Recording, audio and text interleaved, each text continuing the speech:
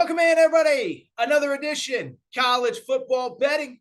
I'm your host, Aaron Torres. Hope everybody's doing well. Hope everybody is ready for what should be just an awesome Saturday in college football. It is the Week 7 edition of college football betting, and we have ourselves a loaded slate of games in Week 7. We are obviously talking Bama-Tennessee. We are obviously talking Penn State-Michigan. We are obviously talking Utah, USC, Clemson, Florida State, LSU, Florida. That's how good this week's slate is. LSU Florida is going in segment 2. That is how good this college football weekend is. Really excited to get the preview going. Before we do, by the way, a couple quick announcements. One, continue to appreciate everybody's support of college football betting with Aaron Torres. Do believe we give out as good of information as anywhere on the internet. So we appreciate your support. And oh, by the way, also on top of that, we appreciate you sharing. We're growing. If you're not subscribed, make sure to do so. Apple, Spotify, also the YouTube channel continues to grow. College football betting with Aaron Torres. All you got to do is find it on YouTube. Thank you to everyone for your support. Also, want to thank the support of our presenting sponsor, Betfred Sportsbook. By now, I have told you their story. Started in 1967 in the UK, over 1,600 shops in the UK. They have come to the United States and are just making an absolutely massive splash, okay? Presenting sponsor not only of Aaron Torres Media, college football betting podcast, but also on top of that, presenting sponsor of the Cincinnati Bengals, of the Denver Broncos, of the Colorado Rockies. Not sure if you saw this. Mike Florio actually gave a quick shout out to Betfred. He was covering something related to the Bengals, saw the Betfred logo, said, I need to learn more about Betfred. So shout out to Betfred. Awesome company. We're excited to be working with them. And I would add as well, I always tell you, one thing I love about Betfred, nobody does a better job of taking care of their customers. We sent 2 listeners of the Aaron Torres pod with guests to the tailgate prior to last Thursday's Broncos-Colts game. So thank you to Betfred for that. We're going to have more giveaways with the Bengals and with the launch of with sports betting in Ohio. And what I would tell you is right now, if you want to get into the action, it's pretty straightforward. All you got to do, go to the Betfred Sportsbook, and here's the deal. New bettors, bet 50 on any college game this weekend. Tennessee, Bama, Penn State, Michigan, UConn, Ball State, whoever you want to bet on, Kentucky, Mississippi State. And bet $50 and you get $250 in free bets, courtesy of Betfred, first-time users. So thank you to Betfred. We love working with them. They are the presenting sponsor of Aaron Torres Media and college football betting. With that said, let's get to just a jam-packed Week 7 slate. And this is what's great about college football, right? We looked on the schedule. I think we knew some of these games would be big. Utah, USC, I think we could envision from the beginning. Penn State, Michigan. One game that I don't think any of us thought was going to be as big as it is, though, is the one that we are going to open with, which is Tennessee hosting Alabama. Top 10 matchup for the first time in forever. I believe 1989 was the last time these two teams met as undefeateds on the 3rd Saturday in October. So it's a huge game. Alabama is a 7-point favorite, down from 7.5 in the Betfred Sportsbook. And listen, look, I could throw a million numbers at you, whatever. But I think at the end of the day, we all know what this game is about, right? We all want to know what happens with Bryce Young. What is his status? What's going to happen? What's not going to happen? Is he going to play? How much is he going to play? And obviously, listen, I try to give you the best advice that I can on this show. But as we record on Thursday, I think it's important for you guys and girls to go ahead and monitor the Bryce Young situation and obviously bet responsibly from there. What I would also say, though, is I do think there's a little bit of a difference between when I recorded last Thursday morning and this Thursday morning, and that's this. I thought even if Bryce Young did not play against Texas A&M, Alabama was still going to win, even if I didn't think they were going to cover, something we talked about on last show. I'm not sure that they can win without Bryce Young. And let's get into a little bit of the Bryce Young stuff, because right now, like I said, we don't have anything definitive. Nick Saban, I don't even think he's being coy. I really think this is a day-to-day thing. And the last thing that we heard about Bryce Young prior to me recording was that Bryce Young is the words that Nick Saban used is on a pitch count. He's practicing, but maybe not 100%, not taking all those first-team reps. And I think part of that is, one, is he 100%? But then, two, you got to make sure that Jalen Milroe might be ready just in case Bryce Young isn't.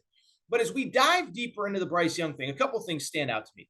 Really, the way that I see this and the way I think you have to approach it is I think we have to look at this game from 3 different potential perspectives. The perspective where Bryce Young plays and is 100%, the scenario where Bryce Young doesn't play at all, and then the scenario where Bryce Young plays, but he is far from 100%, almost like Goldilocks and the Three Bears, right? That bed's too big, that bed's too small, that bed's just right. And so when I look at the Bryce Young situation, I'm just going to be blunt. When I look at the Bryce Young situation, I don't see, like, I see the scenario where he doesn't play. And I certainly see the scenario where he plays at less than 100%. I'm not sure that I see a scenario where he's at 100%. If he's at a pitch count on Wednesday's practice, now we're asking him to be 100% against one of the top 10 teams in college football. I think that's a lot to ask, and I think that skews how I view this game. I just don't think, even if Bryce Young plays, that we can expect him to be at 100%. And here's the other part. Is Nick Saban going to let him loose? Because just think about it from Nick Saban's perspective, right? Nick Saban knows, listen, one, I have this kid's future to protect. But then two, on top of that, and I'm not saying Nick Saban is putting the team before Bryce Young, but I think he also knows this. I can lose at Tennessee this week and still win a national championship. I can win maybe potentially even without Bryce Young. The one thing I can't do is get Bryce Young so hurt that he's out for the year, because we can't win a national championship with Jalen Milroe. And so I think these are the things that Nick Saban is weighing. I think these are the things that Bryce Young is weighing. But as we look at the other factors and the other variables in this game, I do think there's some important stuff to consider as well. First off, I think we have to talk about the fact that Alabama really, underachieving, disappointing is not the right word. But Nick Saban, and I talked about this on Thursday's Aaron Torres pod, Nick Saban had some very interesting comments about his team on, I guess it would have been Monday or Tuesday of this week.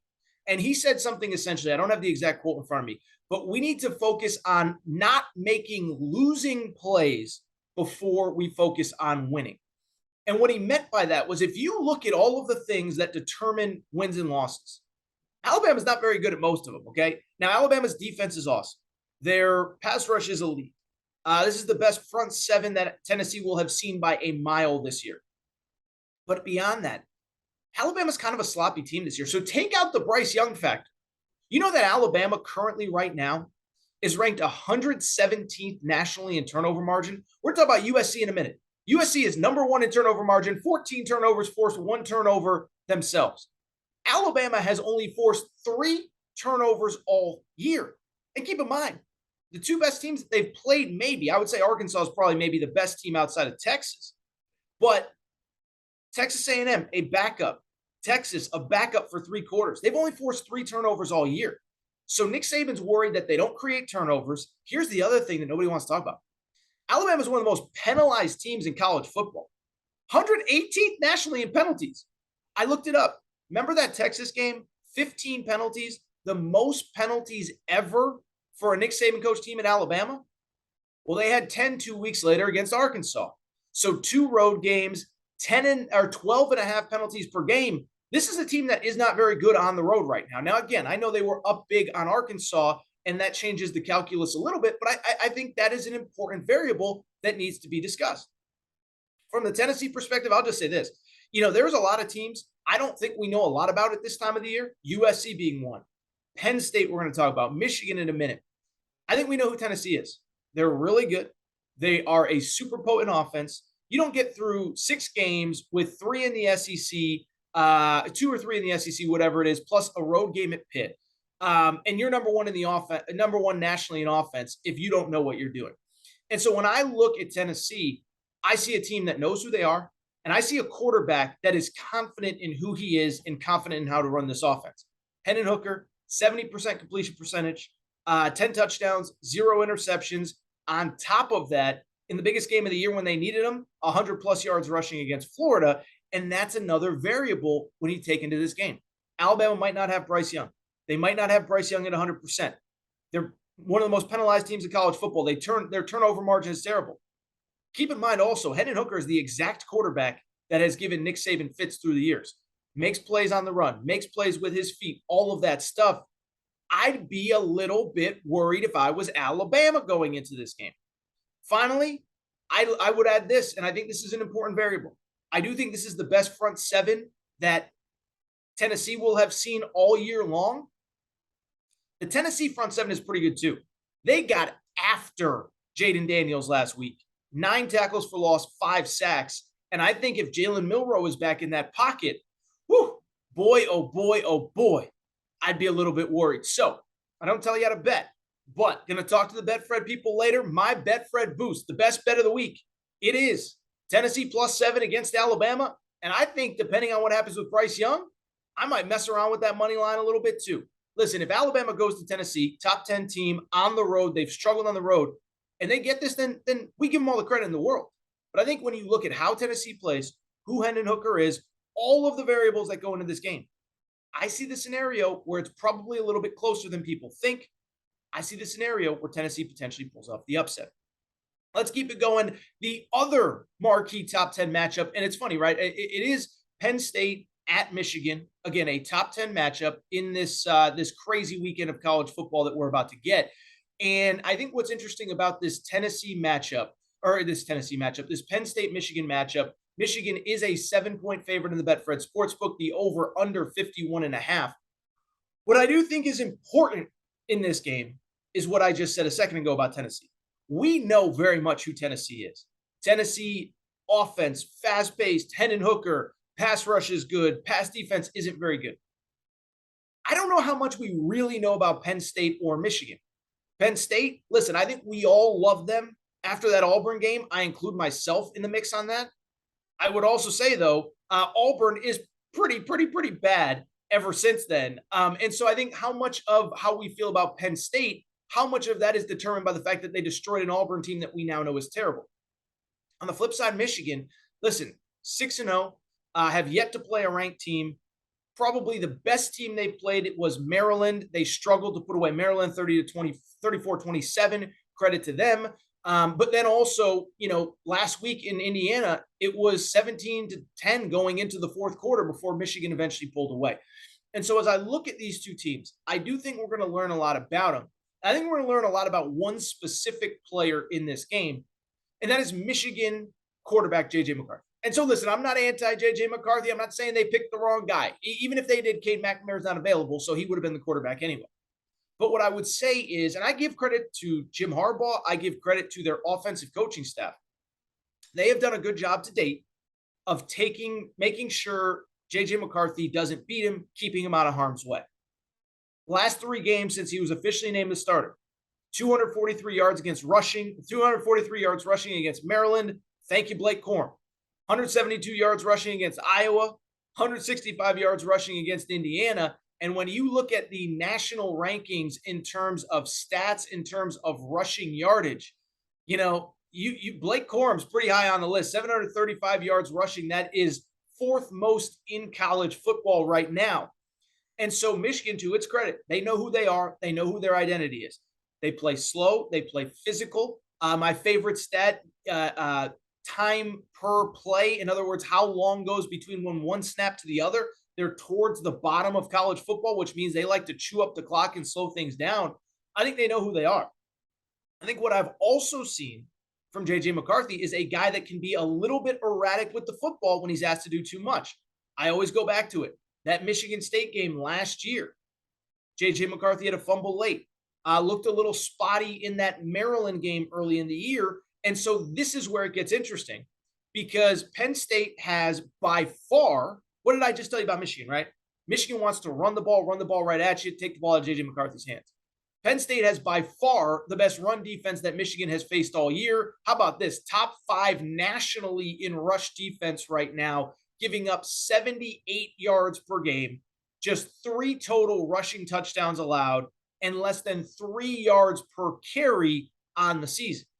And so I give Penn State a ton of credit. That defense is legit. That defense is going to make J.J. McCarthy make plays, and I don't know if he is capable of doing that. Beyond that, what I would also say, I think it's really interesting when Penn State has the football as well.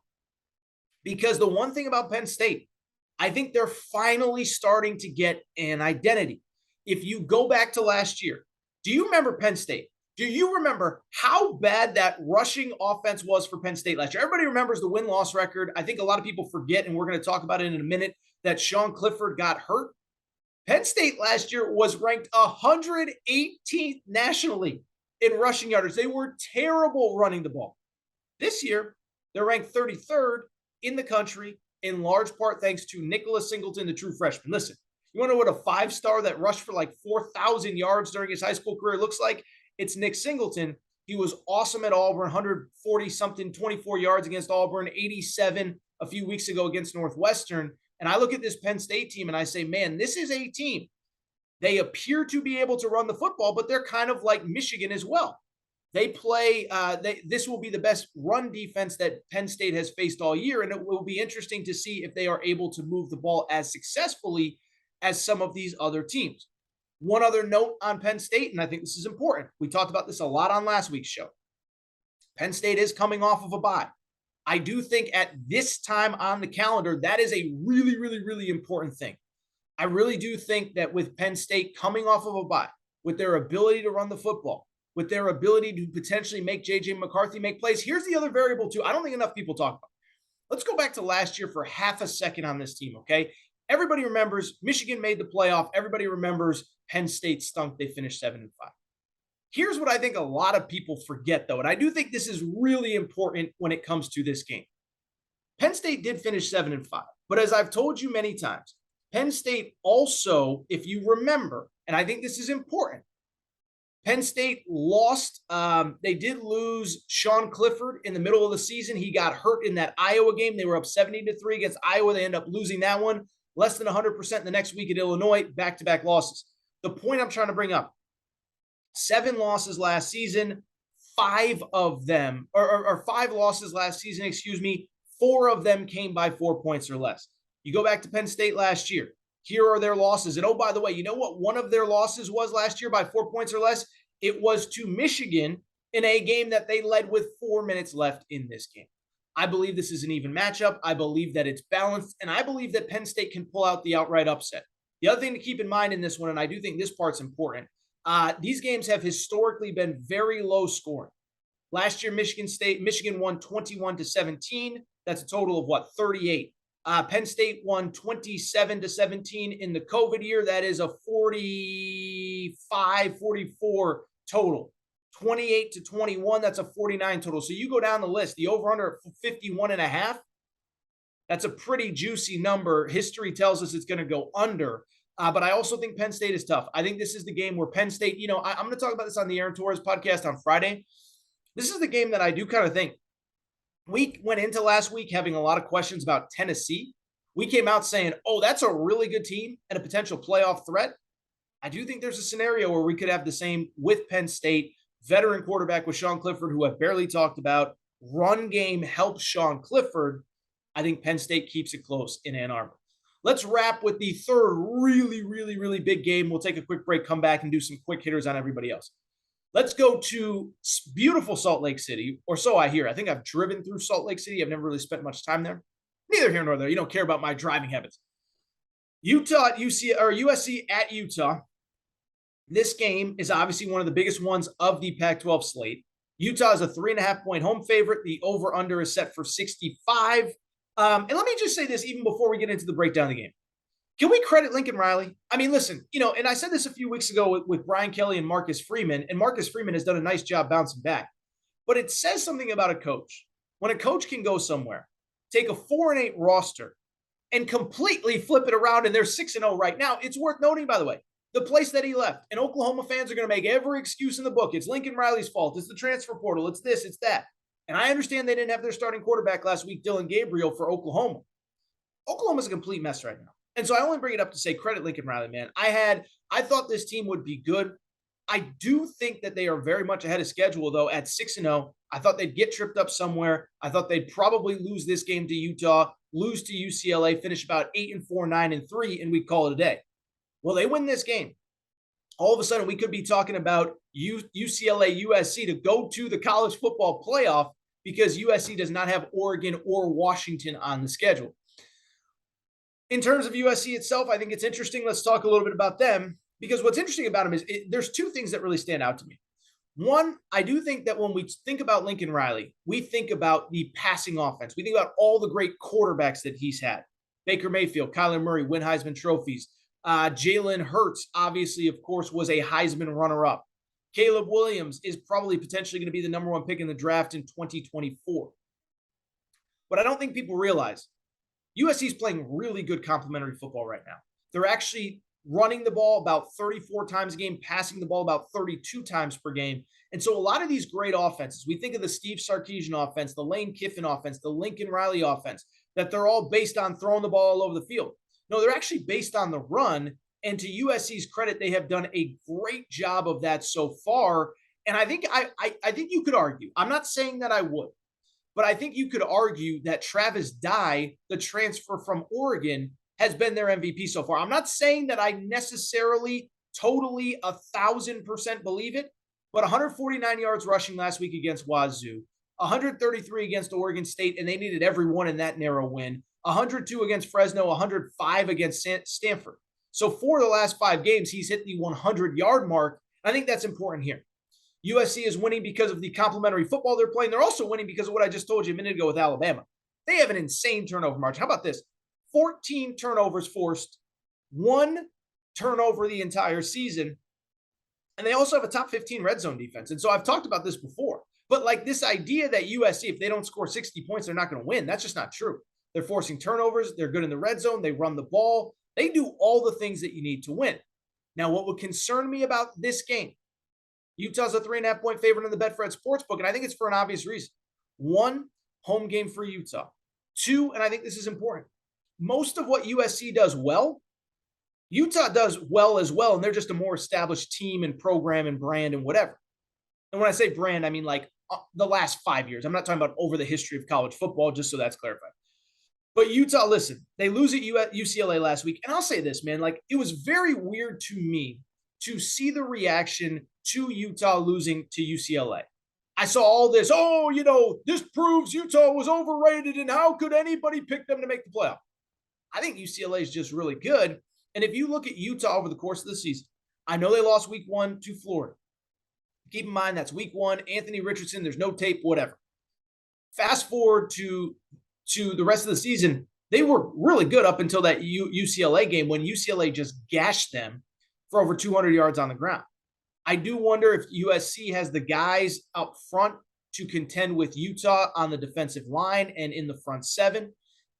Utah has a pretty good run defense. Statistically, it doesn't look great thanks to UCLA putting up 200 yards on the ground last week. But this is a team that I think is really good, even if they are sitting at 4-2 here in the middle of the season. The other thing, and I think it's important when it comes to Utah, they do a really good job of taking care of the football. USC has by far the best turnover margin in college football. Utah's in the top 15 nationally. Cam Rising, to his credit in his career, 33 touchdowns, 8 interceptions. This year, 13 touchdowns, 3 interceptions, and he's done a very good job of taking care of the football as well. And so if I'm a USC fan, I think those are 2 variables that come into play. What I have done well to get us to this point, I've run the ball and I've taken care of the football. Those are 2 things that Utah does very well in their own right, and it would concern me if I was a USC fan. So the Betfred line here is 3.5. I do like Utah. I also think the other thing to consider, Utah's played 2 really tough road games. This is their first trip back. I think their first real big game in Salt Lake City. I do think this part is important as well, is that from the USC perspective, they're 6-0. Give them credit. I'm not trying to take away what they've done. But 17-14 win against Oregon State, where they easily could have lost that game. And they did beat Stanford 41-28 on the road in week 2. But even in that game, Stanford had 4 turnovers. And I know part of this is credit to the USC defense, but Stanford had 4 turnovers. And on top of having 4 turnovers, this is the important part. 2 of them were deep inside USC territory, or deep inside their own territory, I should say, which set up basically 10 gimme points. So if Stanford just took care of the ball, punted, all of a sudden we're looking at a 31-28 game instead of a 41-28 game. I do think Utah wins. I do think Utah covers. The Betfred Sportsbook bet is 3.5, and that is my pick. Let's rip through the rest of the week 7 slate in college football. We got to the 3 big ones earlier. Alabama-Tennessee, Penn State-Michigan, Utah-USC. Utah-USC is one of the evening kickoffs. How about this for another evening kickoff that is worth monitoring and worth enjoying? Clemson on the road at Florida State was once one of the great rivalries, not only in the ACC, but in all of college football. Florida State's been down. Florida State is probably a little bit better than they have been, although they're coming in on a 2-game win streak. Clemson, a 3.5-point favorite in the Betfred Sports book. And oh, by the way, the over-under in this one feels a little bit high to me at 51. Let's get into it. Let's discuss this game because I got to ask you a very simple question. Is there any team in college football that is just going out every week, taking care of business, no drama, right? Georgia has drama. Alabama has drama. Michigan, even a couple of their games are kind of like, what's gonna possibly? No, Clemson's just going out and destroying everybody, and nobody's talking about them. And I know it's the ACC, and I know it's whatever. But obviously, look, I guess I shouldn't say they're destroying everybody. They did need overtime against Wake Forest. But the week after that, they take care of NC State at home. The week after that, they beat Boston College on the road. And so I would just love to know how many teams right now in the last 3 weeks, 2 top 25 wins, 2 conference road wins. And I know Boston College isn't great, but they're a really, really, really good team. And on top of that, I think they're doing it for 2 reasons. One, let's just give a little credit to DJ Uiagalelei, okay? Let me give credit to DJ here, and I butchered his name, and I apologize. It's a mental hurdle right now. I used to know how to say it, now I don't. But we criticized DJ all offseason. We criticized DJ early in the year again after that Georgia Tech game. He's not the guy. Put in Cade Klubnik. You realize he is currently thrown 14 touchdowns and 2 interceptions this season, midway point of the season. This after he threw 9 touchdowns and 10 interceptions a year ago. Already surpassed his touchdown total in half of the season that he had all of last year in 13 games. And he's doing it, the completion percentage isn't amazing, but 64% completion percentage, throwing the ball downfield. Bo Collins has established himself. So that's one reason why Clemson has stepped up. The other reason, their defense, I don't think people realize. And by the way, this is part of why I'm critical of Brent Venables. You look at Brent Venables right now at Oklahoma. Lincoln Riley's rolling at USC in year 1. The Clemson defense is insane without Brent Venables. So was it a Brent Venables thing or was it a Clemson has really good players thing? But I only bring it up because have you seen what Clemson's defense has done the last 2 weeks? Okay, so 2 weeks ago they play NC State at home. Really good team, top 25 matchup. This is what they did specifically on the ground to NC State. They gave up 34 yards on 21 carries.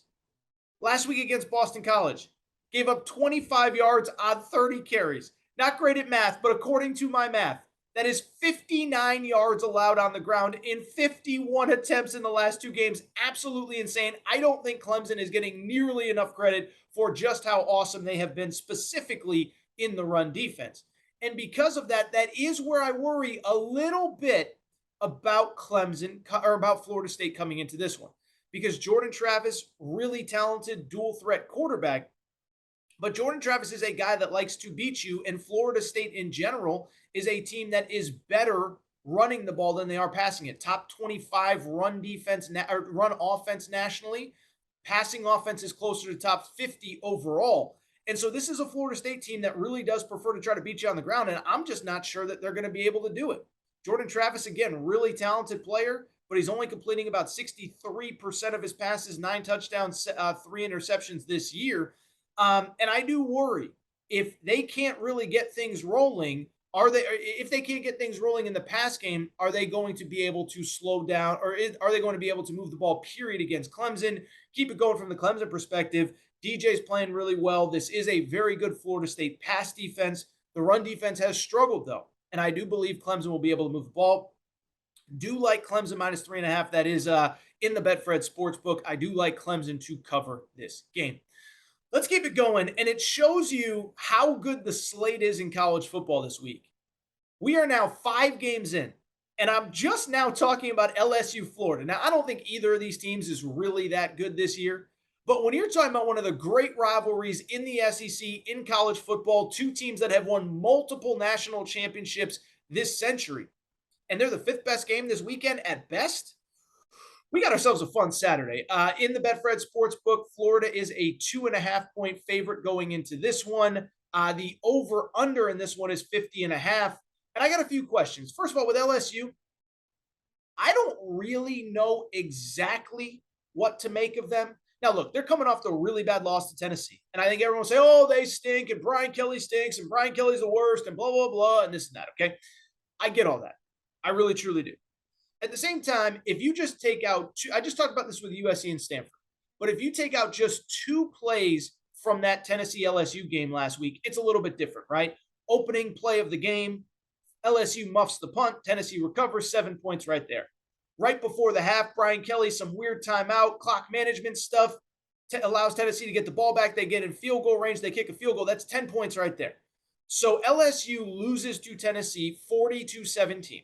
And I'm not saying that 30-17 is that much better.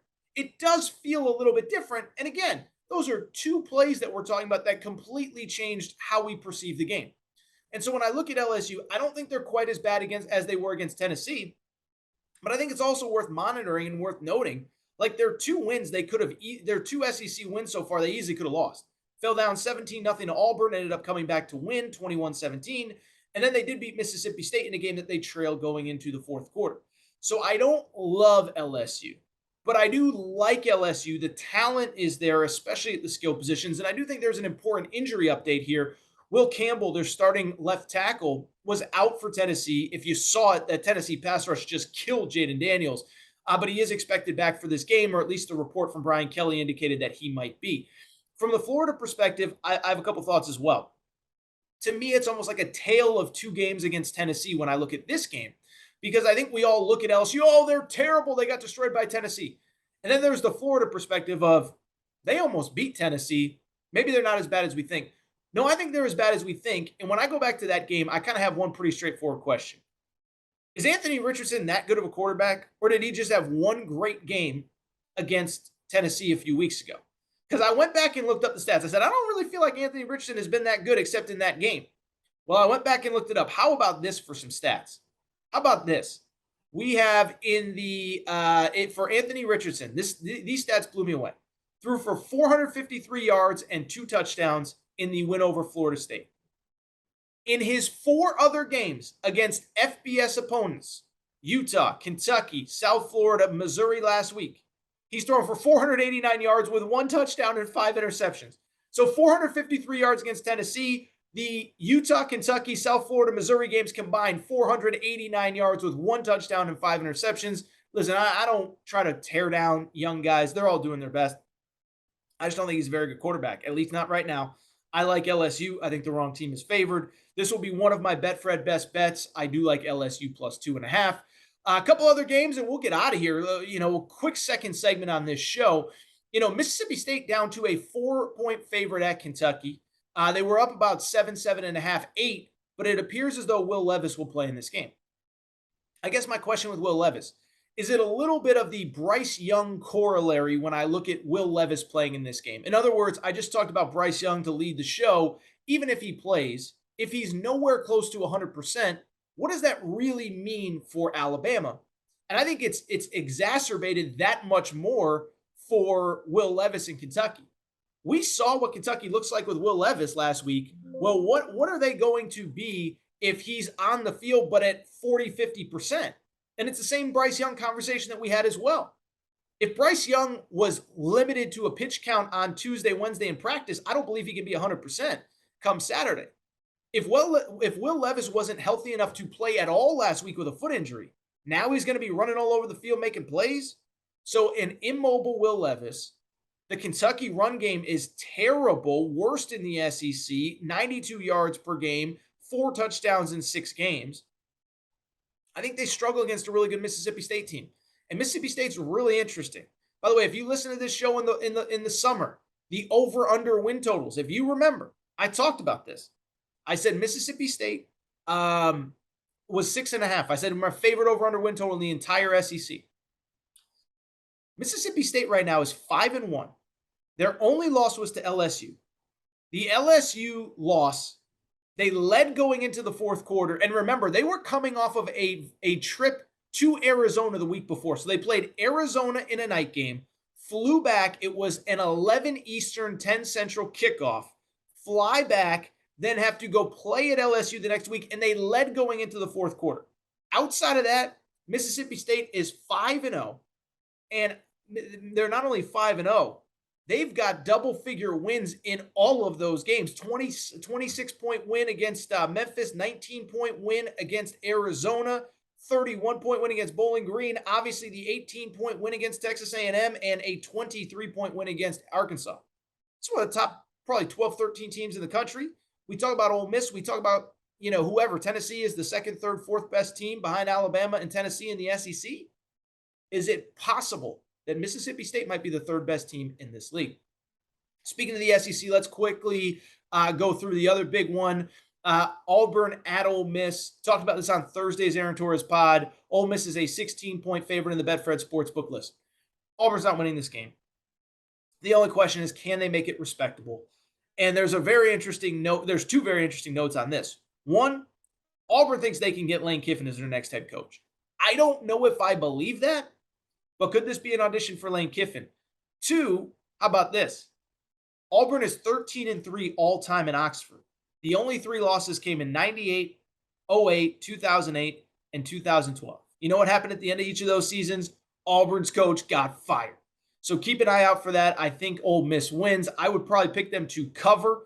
But yeah, man, fascinating game. Speaking of fascinating game, Minnesota, a 6.5-point favorite against Illinois. Listen, we got to give Brett Bielema some credit, man. Brett Bielema right now, as we record here, Illinois is I think their over-under win total was 3.5, 4 wins, something like that this year. They're 5-1, obviously destroyed Wisconsin. Last week, they beat Iowa 9-6. They play real defense at Illinois. Number 2 in the country in total defense. By the way, you know who's number 1? Yeah, it's Minnesota. That's why in this game, the over-under is 39. Neither of these teams play very fast in terms of time of possession.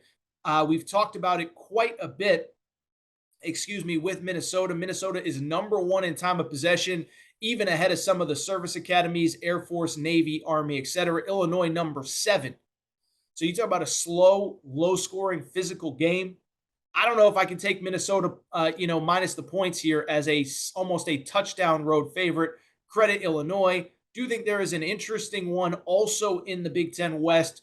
Purdue hosting Nebraska. It's weird. Purdue, Illinois, and Nebraska. How about that? All tied atop the Big Ten West standings. Nebraska, of course, coming off back-to-back wins. But Purdue a 13.5-point favorite. No super strong opinions on this one, but Purdue's playing really well. I think it's easy to sit here and say Purdue, they stink, who cares? Remember, they lost opening night to Penn State in a game that they were in control of. They lost to Syracuse. We didn't know it at the time. Syracuse is pretty good. Since then, Purdue has taken care of Minnesota and Maryland. Purdue might be the best team in the Big Ten West. Watch out. Speaking of Syracuse, how about them? How about those Syracuse Orange?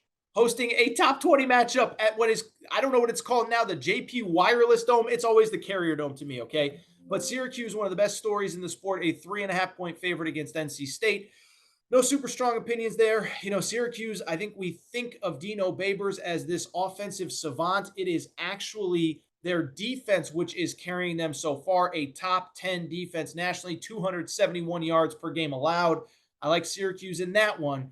Quiet Pac-12 after dark week. Obviously, we have the USC-Utah game, but outside of that, not a ton of late night football. Oregon State is a 3.5-point favorite against Washington. No super strong opinions there. Remember, Oregon and UCLA are on a bye. They play next week in Eugene. That's a big one. Notre Dame, a 17-point favorite against Stanford. If you have a strong opinion on that one, good for you. It is a stay away to me.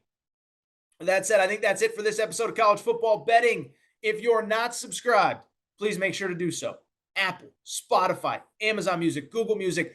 Go to the YouTube channel. If you can do me that solid, go to the YouTube channel. I really would appreciate you helping your guy out over on the YouTube channel for College Football Betting.